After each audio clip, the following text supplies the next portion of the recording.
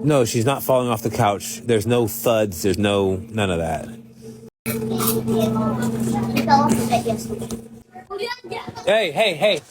Hey. What the heck, guys? Hey, hold on.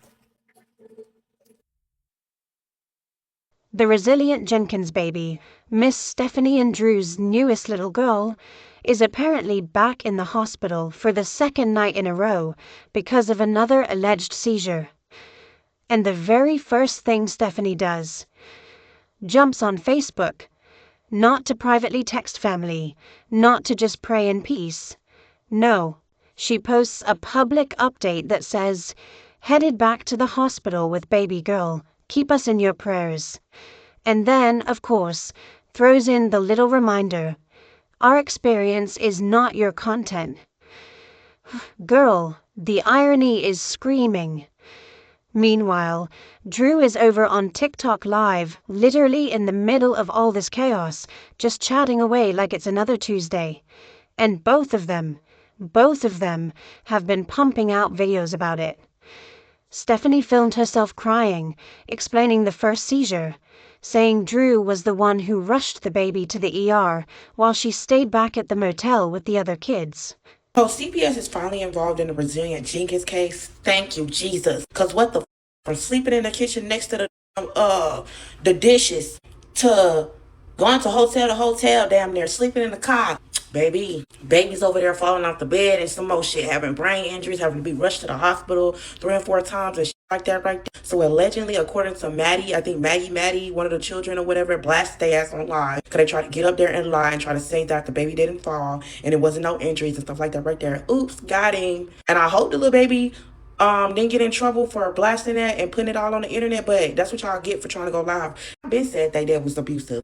From having bunk beds in the motherfucking kitchen, from them not having a room, for them having dog plaything for a baby. I've been said that one. Now the baby mysteriously falling off the bed and then you breastfeeding, but you let him take the baby to the doctor. At least she's still married to somebody. I don't know what's going on. There's too much going on over there. But CPS is involved. And I'm sitting here like, okay, I get that somebody has to stay with the siblings. I do. But why is it always the mom who stays behind when it's a breastfeeding newborn? Like every single mom I know would be glued to that hospital bed. I'm not trying to mom shame anybody, but it just feels off, you know? Anyway, fast forward a tiny bit, and now the baby is allegedly seizing again, back in the hospital for night number 2, and Drew is still live on TikTok. And y'all, one of the older kids, I think it's Addie, straight up says on the live, clear as day, she's not falling off the couch, there's no thuds, none of that. And then Drew is like, hey, what the heck, guys? And mutes the whole thing real quick. So now the story we're getting in pieces is that this poor baby supposedly fell off the bed or the couch, depending on which live clip you catch. And that's what triggered the second seizure the very next day. If my baby had a seizure, I would not be on this app trying to get attention from strangers. If my baby was actively on the way to the hospital, the last thing that I would be fucking doing is making a video. I would be in that ambulance on the way with my child to the hospital. But no, while your baby is being hauled away by an ambulance on the way to the hospital, you then, step 1, set your phone up. Step 2, hit record. And step 3, then start yelling at your phone. Oh, but we ain't done yet. Step 4, okay? Step 4. Then you're uploading all of this onto the internet. So you done went through 4 different steps to get attention from strangers online instead of being there for your child. And then to make matters worse, you quite literally blame the internet for you not being there with your baby. Ugh. Wait, hold up. Earlier, Stephanie had posted being all sad that she couldn't be at the hospital the first night because she had to stay at the motel with the other kids. But then, in another part of Drew's live, he casually mentions that Stephanie did actually go to the hospital on Tuesday too. So, which is it? Because the stories keep shifting a little every time they talk, and I'm over here trying to keep up like it's a soap opera. And look, Stephanie has said both she and Drew have seizures that run in their families, so they're supposedly super aware of how to handle it and support the baby, blah blah. Cool, I hope that's true. But then, radio silence. After all the filming, all the updating, all the lives, nothing. No new updates on the baby, no she's stable, no we're home, nothing. Stephanie just went right back to posting her regular dancing videos or whatever like nothing happened. And usually she is so quick to clap back at anyone who even breathes wrong in her direction, but suddenly crickets. That's raising eyebrows, okay? Stephanie from the Resilient Jenkins baby is back in the hospital again for the second night in a row from an alleged seizure. And the first thing that she thought to do was to get onto Facebook and update everybody. Posted this over on FB, headed back to the hospital with baby girl, keep us in your prayers. Reminder, our experience is not your content. Meanwhile, Drew is on a TikTok live talking about this right now. I do find it quite interesting that both Stephanie and Drew have done nothing but post content about this. Drew posted a video about it, and then of course Stephanie recorded a video talking about the first seizure in which she explains to us that Drew is the one that took and went to the hospital with the baby while she stayed at home with the kid. Oh, and allegedly, someone was concerned enough after both incidents that they actually picked up the phone and called CPS and law enforcement. I don't know if anything came of it, I'm not saying that, but the fact that people felt the need to do that says a lot. Here's the thing that's really sticking in my brain. This is a very young baby, like, can't even hold her head up steady yet young. There is zero reason for her to be up on a couch or a bed unsupervised, long enough to fall and hit her head hard enough to seize not once, but twice in 48 hours. Pack and plays exist, bassinets exist, the floor with a blanket exists. There are options. And I'm not trying to act like I've never had a kid roll off something for half a second, because kids are fast. But twice in 2 days, with seizures both times, it's just a lot. Good morning. Okay, Stephanie Jenkins. Lord be with me so that I'm not mean. Thank you. Okay, listen here. I'm not going to sit here and say that the seizure that her baby had is directly her fault. We all know that there are things that happen to children that are not the parent's fault. And I know, for one, I've gone down this rabbit hole of medical kidnapping. And oh my God, the amount of good parents that literally are bringing their children to the hospital for something wrong with them and then not leaving with their children because the hospital has made false allegations. Why does that not happen to people like Stephanie Jenkins and Drew? Because the people that are bringing their children to the hospital have homes, have cars, have jobs, have no records, have no drug use records, and they are literally having to fight in court and spend all their money to get their children back for no reason. So let me get this straight. Okay, so the state wants to kidnap the kids with parents that actually have money. They don't want to kidnap Stephanie and Drew's, right? Because they live off the state. Y'all are telling on yourselves, CPS. Yeah, you are. And hospitals. There's no money to be made by Stephanie and Drew. So they get to keep their kids and abuse them? This is the world we live in.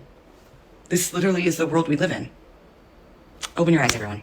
And can we talk about the living situation for a second? Because I feel like it matters. When Stephanie got pregnant with this baby, they were still crammed into a 1-bedroom apartment, 5 people turning into 6, with the older kids sleeping on the floor in the living room, no mattresses half the time, while mom and dad had the bedroom with the gaming system and everything cozy. Then they upgraded to a motel room, which is where they still are, I believe. And now there's 6 kids total in 1 room. 1 room. I'm getting anxiety just thinking about it. Drew works overnights, which, yeah, that's exhausting. I'm not discounting that. But Stephanie doesn't work outside the home. She makes content, or tries to. And from what everyone says, the only engagement she really gets is negative, because people find her polarizing, we'll say. So if she's home all day, and Drew is either sleeping off overnights or at work, who exactly is watching the baby? Because apparently, cleaning for 2 hours means the baby can just be chilling on the couch. I'm confused. Good afternoon, this is Medic 1317 in Route Facility, non-emergent at this time. We are coming in with a 10-month-old female patient. She had a seizure today. Second one of her life. Last one was 2 days ago. seen and evaluated at your facility. Non-febrile seizure, just lasted about 30 seconds or so. She is now post-ictal and sleeping. She has a good strong radial of 114. Her heart rate, good strong heart rate of 118. Her respirations are 28 and non-labor chatting at 99 on room air. CVG is 123. No treatment from us at this time, and we're going to be there about 10 to 12. Any questions? 21 transport code 1 minutes. Code 1 minutes. Hold on.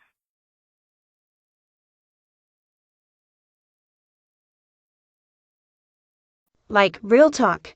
And I'm saying this with all the love in the world. If you're too overwhelmed or too tired or too whatever to make sure a newborn isn't repeatedly falling off furniture and ending up in the ER, maybe pump the brakes on adding more kids to the situation. Because this is how people end up with way more children than they can safely supervise, living in motels, filming every emergency for views instead of just handling it privately like most parents would. And the filming is what gets me the most. If my baby was in the hospital fighting for her little life, the last thing on earth I'm doing is setting up ring lights to cry on camera. Welcome back to part 2 of my Thursday cleanup. So if you're new here, we're a family of 7 who currently lives in a motel. So if you go back a few videos on my page, you're going to find the first part of this video where I was discussing how we have a certain person at my kiddo's school who she goes a bit out of line when she speaks to my children. Y'all, so that very day that I posted that video and made that voiceover, my daughter came home again and told me the same freaking teacher brought her into the office and had another conversation with her. And I was like, what'd she have to talk to you about this time? She said she honestly had the same conversation with me again. And like, let me tell you something. I got confrontational anxiety because I'll be the type of person that just takes my confrontation a bit too far. Like, you're gonna get the fiery ass redhead side of me. So 9 times out of 10, I avoid conversation with people that are spiking some kind of heat in me. You feel me? But that's not beside the point if you're gonna sit there and harass my child, because then you kind of deserve that side of me, don't you think? It's looking like Monday I'm gonna have to go up into this school and actually have a conversation face to face with this person. And yes, I was snapping at my kids multiple times throughout this video because they kept fighting while she was trying to sleep. Like, they get so freaking loud when they're fighting this way. Like, having kids so close to me is just not very weak. But anyways, Besties, if y'all made it this far, I really appreciate you. This was Thursday's cleanup. Drew did Friday's cleanup, and I did Saturday's, which is, for me, it's tonight, and I'm gonna finish editing that probably tomorrow. I'm not updating Facebook. I'm not going live. I'm not reminding people my trauma isn't content while simultaneously making it content. I'm in the room with my baby, holding her hand, talking to doctors, calling my mom, praying, whatever, not performing it for an audience. The fact that both of them immediately turn emergencies into posts just feels icky. It feels like the views matter more than privacy or healing sometimes, and that's sad. So, Stephanie decided the absolute best way to handle her 10-month-old allegedly having a full-on seizure was to stay home. Girl. Drew apparently scooped the baby up and took her to the hospital by himself, while Steph stayed back at the motel with the other kids, filming herself ugly crying in the world's grimiest bathroom about how she has no village. And I'm sitting here like, sweetie, you have 6 children. That is the village. The thing about lying is you have to be good at it. Otherwise, it's really hard to keep up with all the lies you've told. And if you're going to get on live and you've got children in the background, kids say the darndest things. And kids are truth tellers. And Drew just found that out firsthand because as he's on live talking about Manovah being rushed to the hospital again, another trip to the ED, he's talking about, no, she didn't fall. I don't think she fell. And Addie's in the background saying, yeah, she fell off the bed yesterday. There's no thuds. There's none of that. And if your infant supposedly had a seizure like 2 days ago and then fell off the bed yesterday, where she could incur brain damage, head trauma, why would you not take her back to the ED last night? Why are we sending Dad, who works overnights, mind you, alone with a breastfeeding infant who literally cannot speak for herself, while the mom who is attached to this child 24/7 stays behind? Make it make sense. Like, be so for real with me right now. If you're a parent, tell me in the comments, would you let your partner take your under 1-year-old to the ER alone while you chill back at the motel? Especially when you've spent months telling the internet this baby is never not with me. I'm not buying it. The math is not mathing, and honestly, it's giving red flag energy so loud my Alexa started blinking. And supposedly Stephanie didn't take her the first time because she can't see at night. I mean, I can't see at night very well either when I'm driving, but like, I'll be damned, I'm still going to the hospital with my kid. This is annoying. If they are lying about it, that's disgusting. That is bad juju, okay? You don't lie about your kid having a seizure. And if they aren't lying, then they're being medically negligent. They did not take her today for a follow-up appointment. They're saying they can't have an EEG because the brain is static. I understand that medical terminology is not everybody's like forte, but that's literally what the EEG is for. I'm tired of this. I'm tired of them. I'm tired of the neglect that these kids have to go through every day. And I pray to God that DHS actually does something this time because they got a lot of proof from me.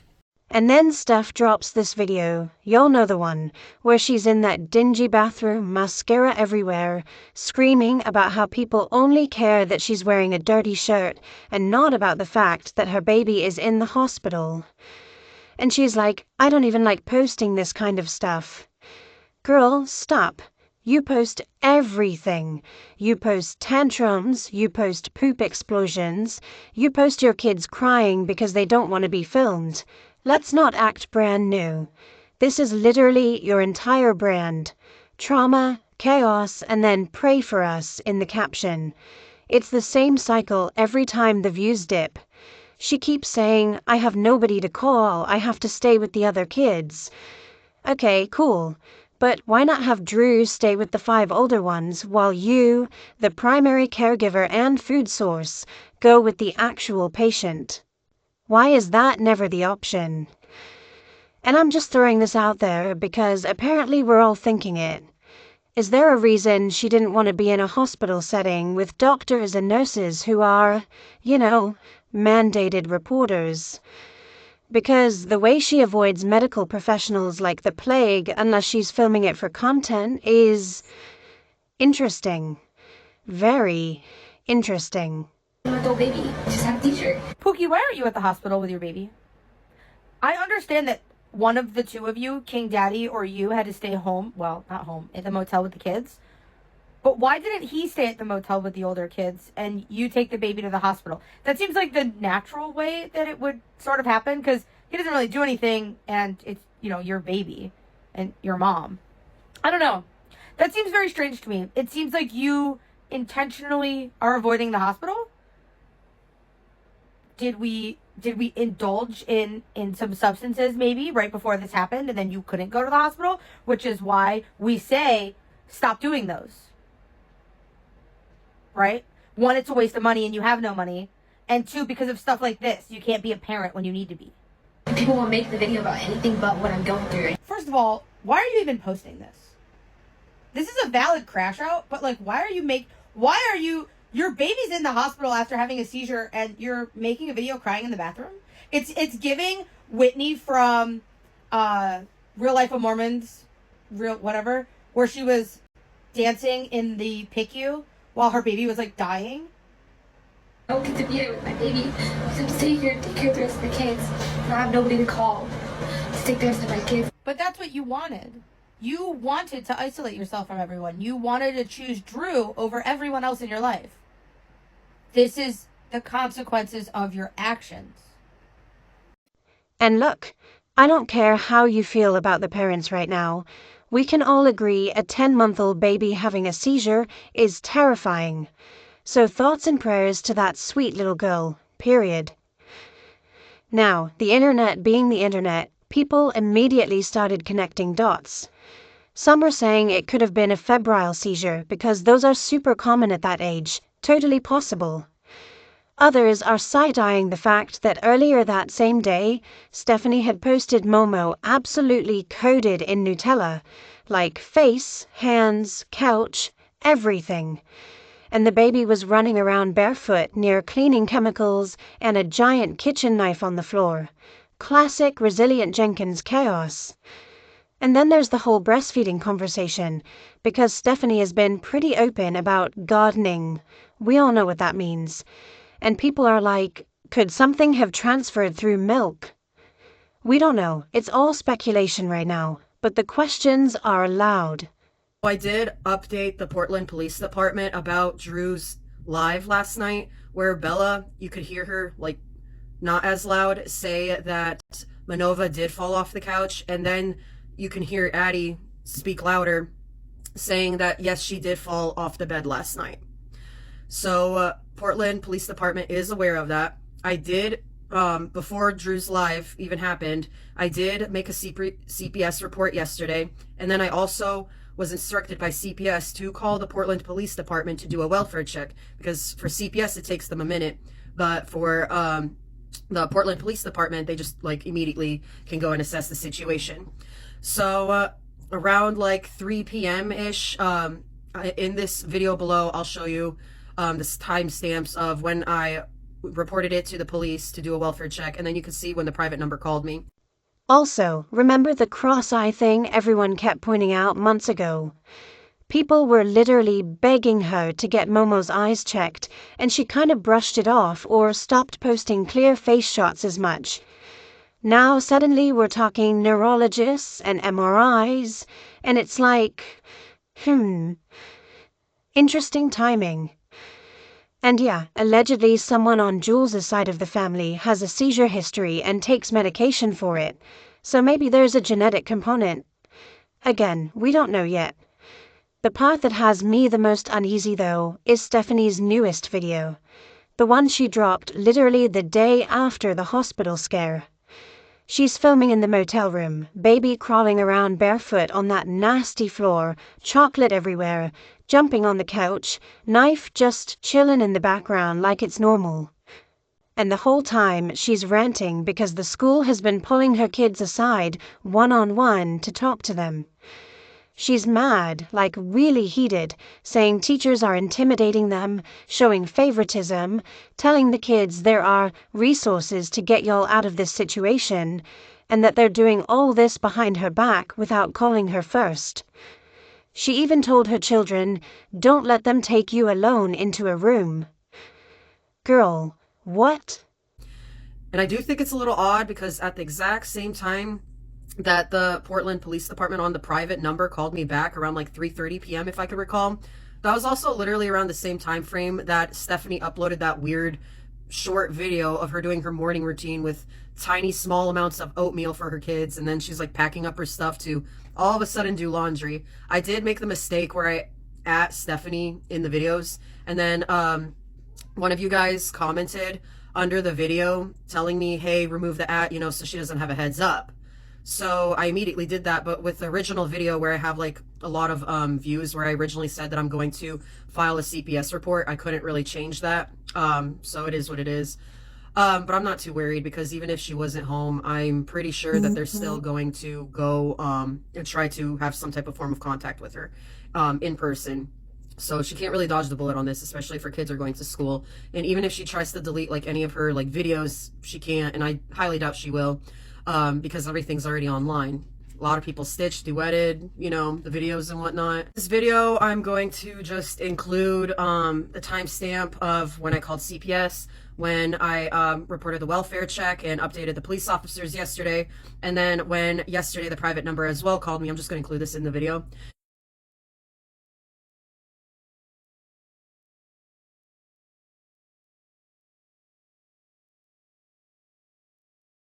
And then also, after I'm done including that, I'm going to include, I did also the EBT fraud. I did that. I need to do the GoFundMe. I need to report to the IRS. And then I need to report for the driving safe thing as well. So those are 3 more things I need to do. But I will include a screenshot of me reporting it to EBT when I filed it. I made a video, but I'll just screenshot it and include it in this video to make it easier for everybody. But yeah, so then today I called the Portland Police Department. I updated them, about the whole live situation, and the cop did call me back on a private number.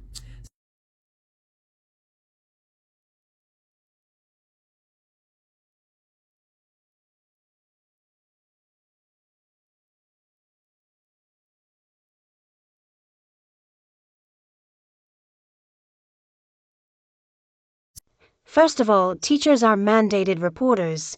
If they're pulling kids aside privately, it's probably because they're trying not to embarrass them in front of the whole class, especially when everyone already knows these kids are coming to school in the same mismatched clothes, probably not showered, living out of a single motel room with 7 people.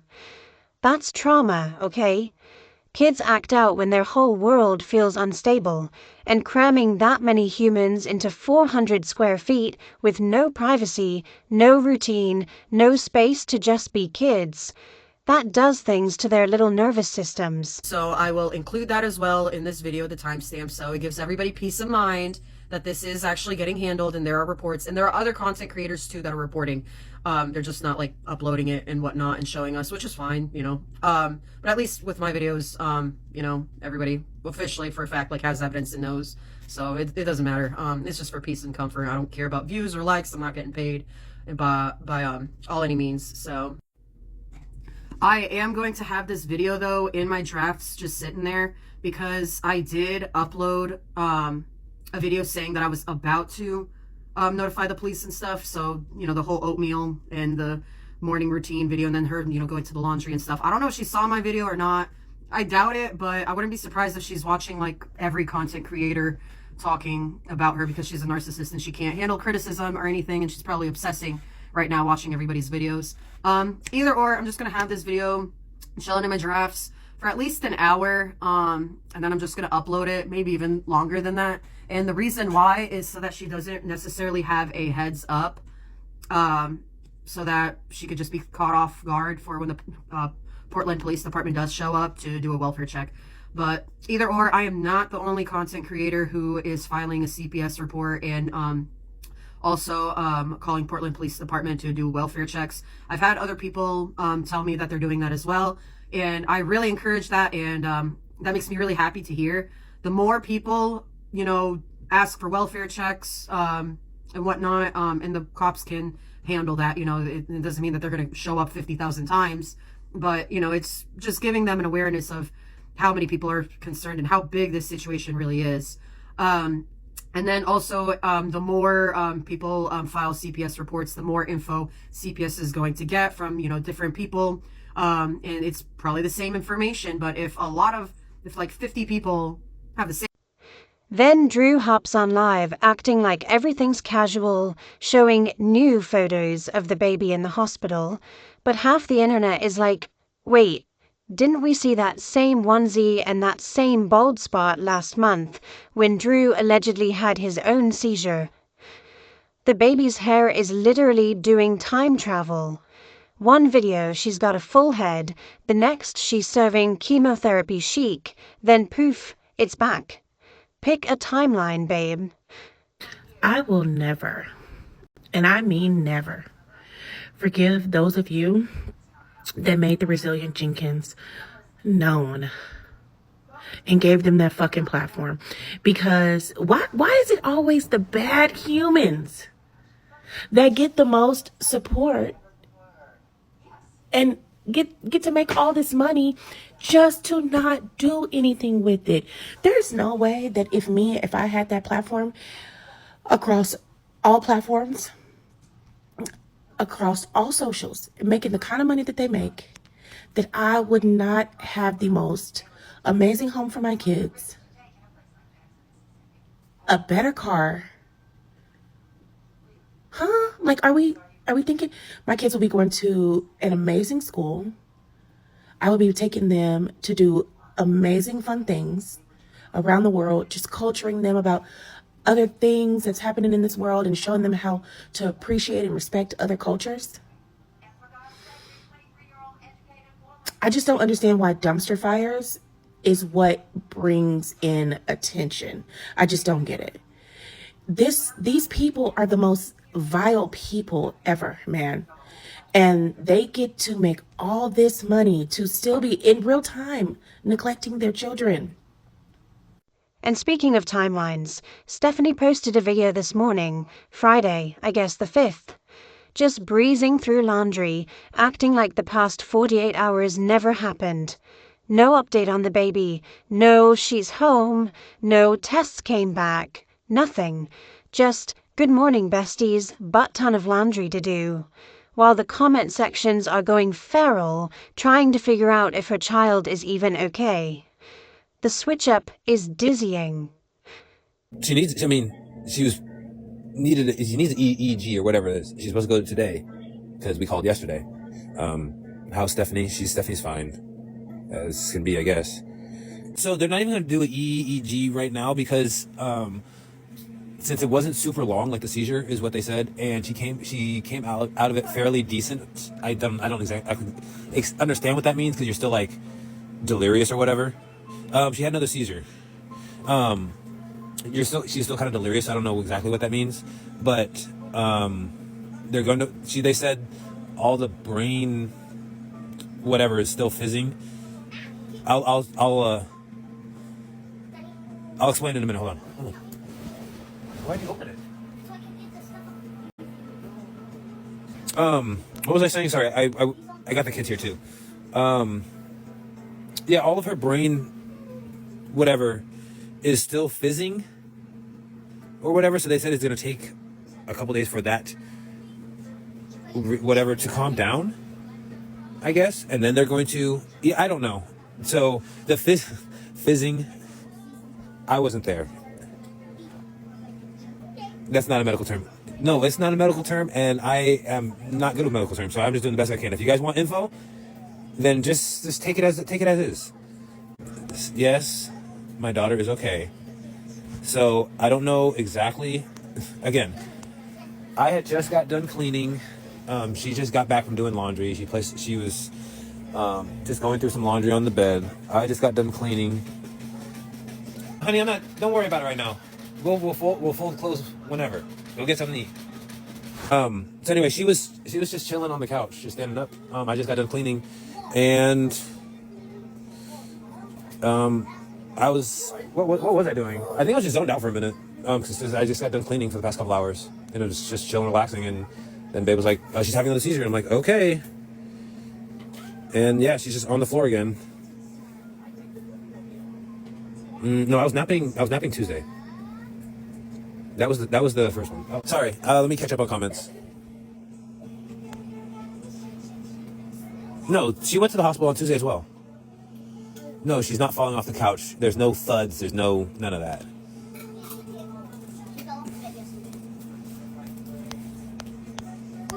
Hey. What the heck, guys? Hey, hold on.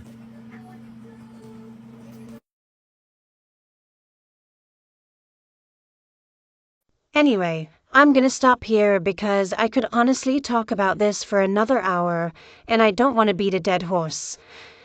I just hope the baby is okay. Like, genuinely, from the bottom of my heart, I hope she's home and safe and healthy now, and that whatever caused these seizures gets figured out and fixed. These kids deserve stability and safety, and parents who put phones down when it matters. So yeah, that's where we're at with the Jenkins family right now. Let me know what you think down in the comments. No bullying, obviously, but tell me your theories. Tell me what you've seen on live, whatever. And of course, tell me where you're watching from and what time it is there, because I'm obsessed with knowing. Hit that like button if you made it this far, subscribe if you haven't, turn on the bell so you don't miss the next tea, and I'll catch you in the next one. Love you. Mwah.